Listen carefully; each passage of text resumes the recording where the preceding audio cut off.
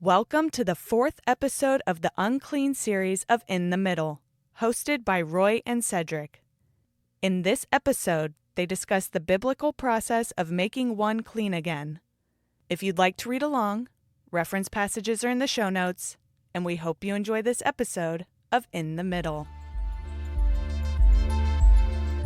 And so this is talking about a condition. So if you think about what it takes to get tzaraat, according to our understanding, according to our Jewish perspective, it's sin. So if he's covered in it, now it doesn't say, and we just went through some scriptures, and there's more where they don't want to see it spreading, and that's why they deal so hard. But if he's covered completely, it's a done deal. Right. And it's almost like this attitude, for it to go that far, there's not much we can do about it. You don't have anything that shows that they're worried about him spreading it. So it's almost like for him to have it all the way, the byproduct is everybody's got it too. It's kind of that type of an element. So he's clean. So when you just explained it, I thought, well, maybe if somebody is covered from head to toe, their appearance is so odd that people will naturally keep a distance from them and not No, have he's to worry clean. about it spreading. He's clean. He's real. I just said, that's why I said that. You Well, he's cannot be ruled designated unclean, clean, but he's not outside of the camp. He's No. still going to be in the community because he's designated as clean by the priest. So he's not separated. If he's not separated, and I'm alluding to this, everyone else has got it too, is how it Wow. reads to me. Because So- otherwise you would separate them and you would put them out. But if someone's covered head and toe, they lost the battle with tzaraat. Right, So that's the new norm now. right. The community has lost the battle Yeah. at that So point. on the live Okay. flesh, is that like a new type?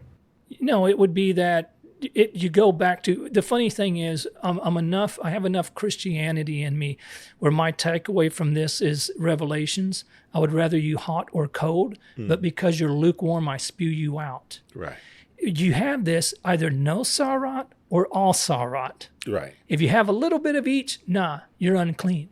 right. So you can either not have it at all, or you can be covered in it, and everything's fine. It also speaks to another condition of in the world, but not of the world. So some, you could paint a picture where, okay, some are covered head to toe. Always our warning goes back to that Rev Rav. It's the mixtures. You remember that, right? The Egyptians came with us, the Yeah, golden the calf, the Rev multitude. Rav, Yeah. they gathered.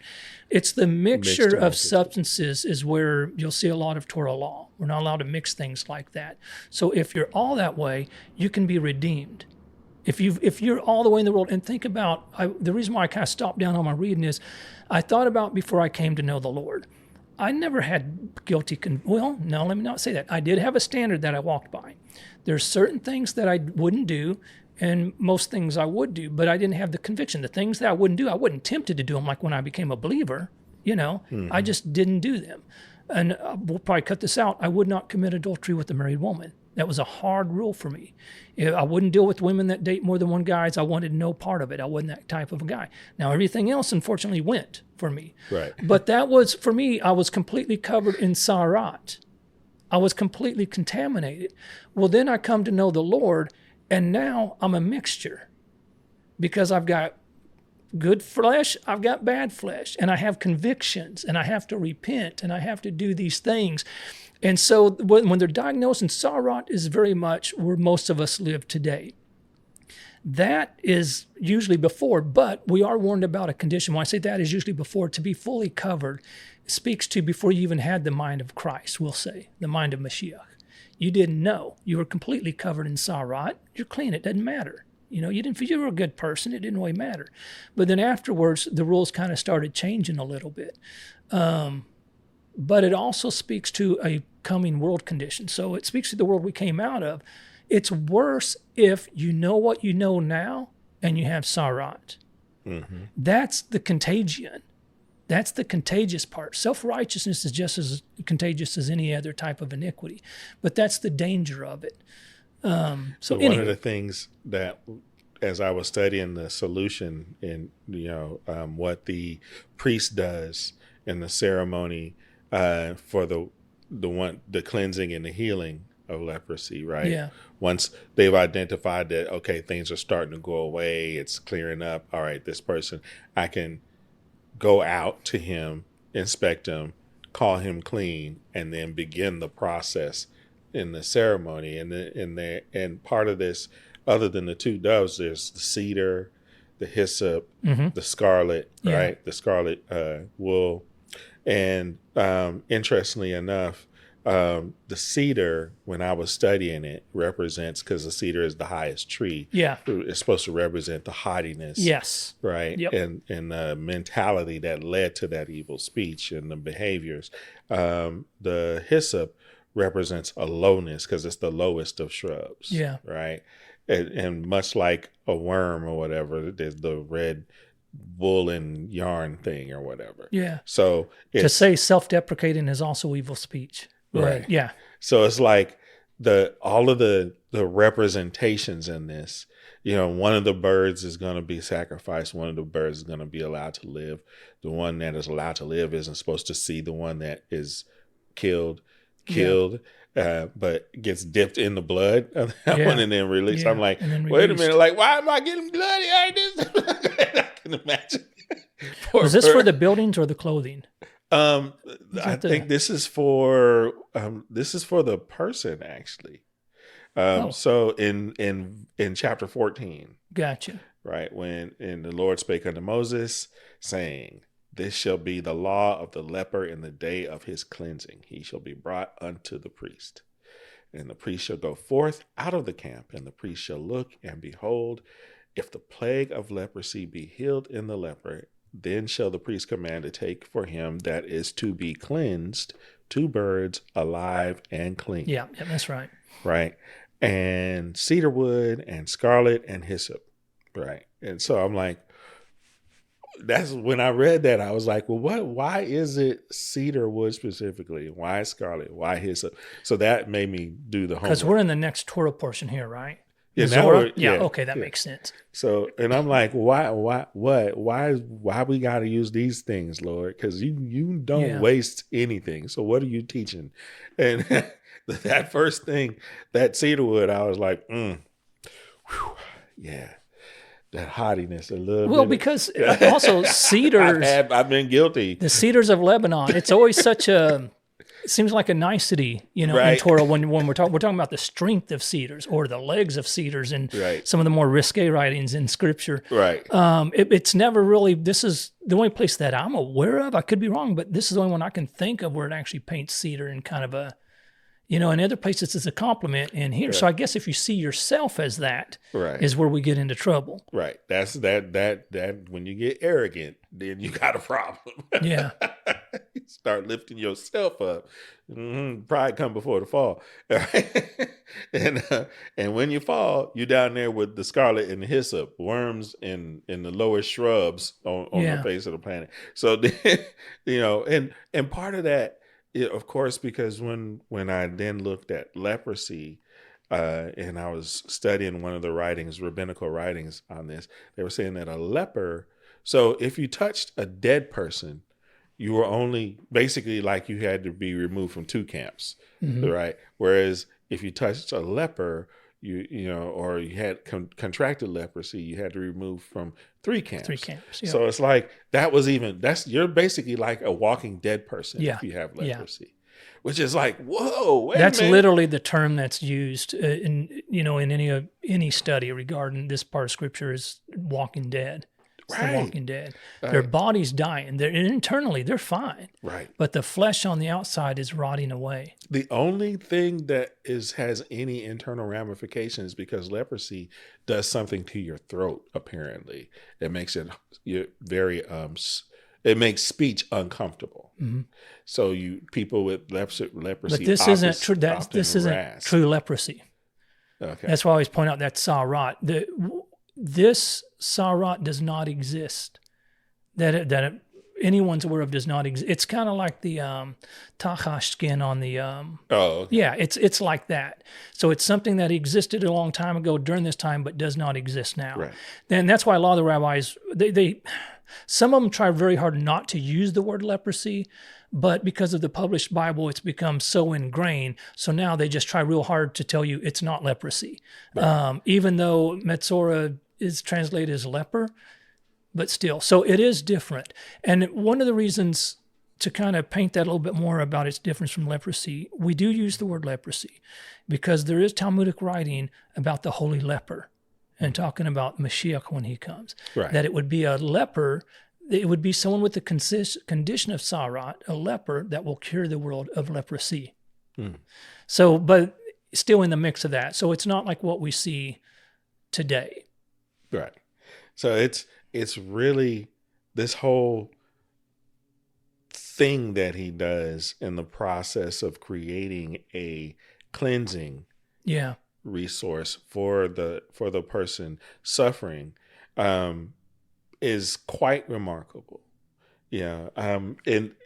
And I was like, wait a minute, there's so much representation in the healing process to where if you're the leper who has been, made unclean, and now you're being designated clean and going through this process, it can't be lost upon you, right? Because it's all like right there in the front. Yeah. And so I was like, because he wants the person who made those choices that got them into that situation to be completely delivered out of that thought process. Yeah.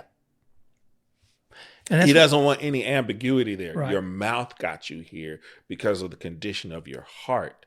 And this process that I have created is going to cleanse you on the outside. You still have some human work to do. Yeah. Well, and even with the putting them outside the camp, and I know over history there's been colonies of lepers, and so that's why I want everyone to remember that it's not that. Part of their punishment, if we'll call it punishment, part of what they had to go through in this, when they were put outside the camp, they were put outside alone. Mm-hmm. So it wasn't two people with tzaraat traveling together. Now, we'll see that in the Brit Hadashah. Now, but that maybe is leprosy as we know it today. Right. I have no way of knowing. But in this, what's written is in the Talmudic writings is they would be isolated. So if me and her had it, I'm on my own and she's over there on her own. We're not even allowed to, even though we both have the same disease, we're not allowed to connect. So you're separated in a way, and that's why it reads so merciful to me. You're separated in a way to deal with these things and get them under control. And by the way, on verse 6 of this, what does yours have for the water? Because I was kind of reading it as you were talking about the cedar stick, the strip of crimson wool, the hyssop, along with the live bird. So as for the living bird, he shall take it and the cedar wood and the scarlet and the hyssop and shall dip them in the living bird in the blood of the bird that was killed over the running water. Yeah. So that's an interesting thing. So yours is King James, right? And it says running water. Yeah. Usually what it'll say in our writings is living water. And that's actually what it actually says in the Hebrew right here. Hamayim ha'chaim. Living water. Living water, yes, is running water. That's what it is. It's spring water, which just means that it has and the only reason I point that out is because even in our writings concerning the lady who gave, in that 33 days of her sitting in the purity of blood, she would be visiting a mikveh. And you can see that in the Hebrew. I just didn't want to go down that road. You can't really, it's not in the English at all. But that she would be immersing herself in a mikveh. And so that's kind of the same thing here. What I mean is through it, there's always the thread of water, but it seems to kind of hold a place in the background of the events that are happening. But the water is actually a very important part of the purification. And just as a note, the interesting thing, a mikveh is a ceremonial bath. And if you think about how much modesty, think of Orthodox Jews, modesty is very, very high. You go into this bath naked. You're not permitted to have anything between you and the water. And that's speaking, of course, as part of the purification as well. But anyways, I just thought it was kind of interesting because for modesty. And you're not going in alone because there's a attendant there. Now, I don't know traditionally when the way of doing it changed over the last few thousand years or whatever. But there's a tenet there, a mikveh tenet, to make sure you do it ceremonial accurate. Now, I've read that in some mikvahs, they will allow you to keep on a towel right before you can take it off right before you get in the water. But traditionally, you go in naked water. And I point that out because, of course, we have Yochanan the Immerser, John the Baptist. Right. Water has always been a key part, but it's a ritual part of it. So when you think, well, these ritual things don't matter anymore, we have ritual things in the New Testament that we had to do. If you look at baptism, if you look at communion, Right. do not eat it unworthily, or many will be sick. There's certain things even in the New Testament that you should be, not had, that's past tense, but now you should be ritually pure according to those scriptures before you take part of it. And so anyways, the water is always a huge part of it. I got to find out what verse I'm on. You keep going. Okay. So, of course, and from there, we go down into the rest of it. He shall sprinkle upon him that is to be cleansed from leprosy 7 times, and shall pronounce him clean, and shall let the living bird loose into the open field. Which I was like, why the living bird goes into open field? And then one of the things that I read online was sharing and expressing that this is because one thing you did publicly, that's one form of Lashon Hara. Yeah. And then there's the thing that, is private and is in your heart, and that's released to go to another place that is not within community, basically. Right. And so I was like, that's interesting. But so much of this cleansing process, again, reminds me of the cleansing or the consecration process that Moses is going to be told to do to Aaron and the priests before the temple. So I was like, this all is very familiar. Yeah. Yeah. Right? So there was so much of this that will then be repeated again, and just it's very informative that this is here, and it tells me a lot about how intense and intentional God is about this cleansing, that to make sure that it happens and that the understanding of it is clear for those that are partaking and receiving it. The next in verse 8, it says, and he that is to be cleansed shall wash his clothes and shave off all his hair and wash himself in water, that he may be clean. And after that he shall come into the camp and shall tarry abroad out of his tent 7 days. Yeah. So he'll be in the camp. The people will see him. They will understand him to be clean, but he won't be able to enter his tent. So they see him. I'm like, wow. Interestingly, it's like you're restored, and we're seeing your restoration, and you're seeing us seeing you. For these 7 days, you can't even go in your house and be in there and be crying in shame, because you had to, be outside the camp. No, we're going to deal with each other for these next 7 days, reacclimating to this space together, living together, working this thing out together. Yeah, your eyebrows are gone, so it's clear what happened. Your hair is gone. There's no mystery. Yeah, he shaved his hair, his beard. Everything. His head, his eyebrows, all hair. Yep. Right. Right. And so it's like, okay, that's life on life community in real time, with no bumpers on. You just out there. And then verse 9, he goes to the mikveh. Yes. Well, his flesh and his garments go to the mikveh. Right. And it's quite formidable. I'm trying to imagine a concept of that we have in today's society. We are so sensitive. Yeah. And so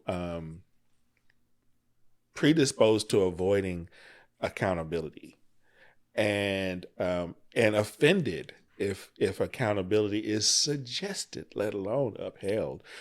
Yeah.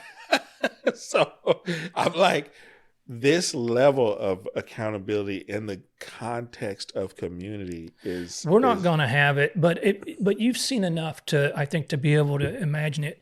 Because if you think of the Jewish community and how tightly knit this community is, and then you look at when Miriam got leprosy or tzaraat, and they did not move until she was back in the camp. That's the snapshot you kind of see of how other people would respond. And it almost brings tears to your eyes, because it's like, wait a minute. She gets on the wrong side of the Lord. He punishes her, puts her through the correction process, and everybody waits until it's done. So that a whole nation waits until she's gone through the purification process and they can move out as a people again.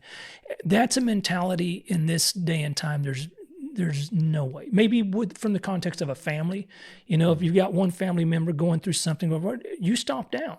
And I know you can relate to this, right? You stop down for your family and you walk through this process with them. And then once they're better, you pick it up and you start moving on again. This to call, that 40 days in the wilderness I mentioned earlier, the significance of 40, at face value, in 40 years they became a people. Okay. No. In 40 years, they became a people. They became a family in 40 years. Right. So in that 40 years, they could move as one. They could hurt as one. They can rejoice as one. And anybody who crosses that, they're cut off. Exactly. Anyone who goes contrary to that is cut off.